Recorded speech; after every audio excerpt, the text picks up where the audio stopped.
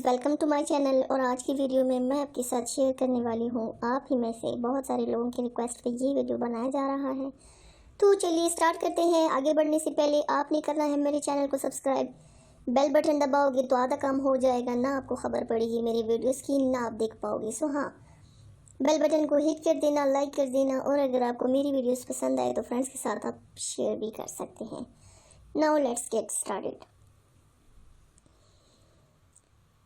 Viewers, آج کی video میں آپ کے ساتھ شیئر کرنے والی ہوں کہ لڑکی کے پستان کیسے چوسے جاتے ہیں. اس کا طریقہ میں آپ لوگوں کے ساتھ شیئر کرنے والی ہوں. ویورز، عورت کے بریسٹ چوسنے کا طریقہ بہت ہی زیادہ عمدہ ہوتا ہے. عورتوں کی چھاتی بریسٹ ایسا مقام ہے جس کے بارے میں مرد حضرات نے شدید غلط فہمیاں پال رکھی ہیں. پہلی بات تو یہ ہے کہ موٹی اور بڑی بریسٹ کنواری عورت کے سیکسی ہونے سے زیادہ اس کی کردار میں ہلکا ہونے کی دلیل ہے.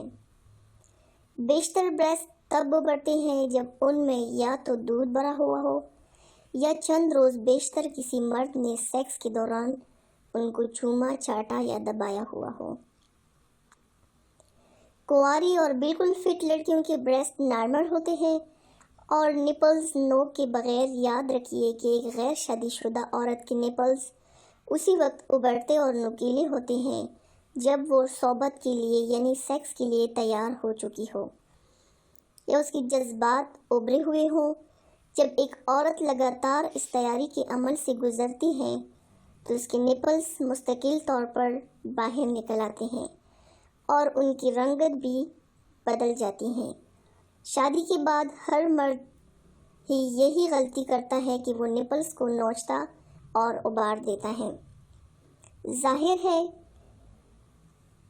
اس سے دونوں کو مزہ تو آتا ہے، لیکن ساتھ ہی عورت کی چھاتیاں اپنی ظاہری جذبیت بھی کھو دیتی ہیں.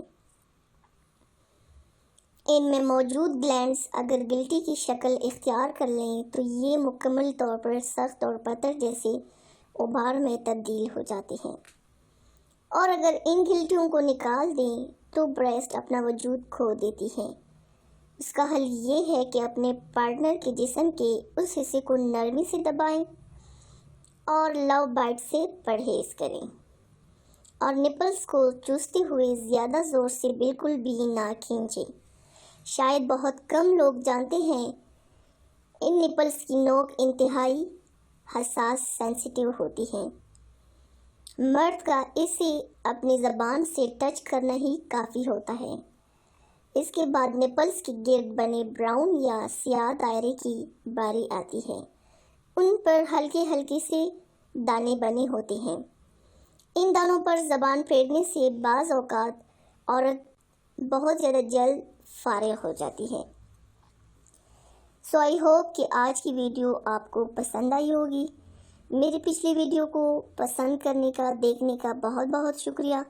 جن حضرات نے میری پچھلی ویڈیو نہیں دیکھی وہ اوپر کارڈ پر کلک کر کے میری پچھلی ویڈیو دیکھ سکتے ہیں.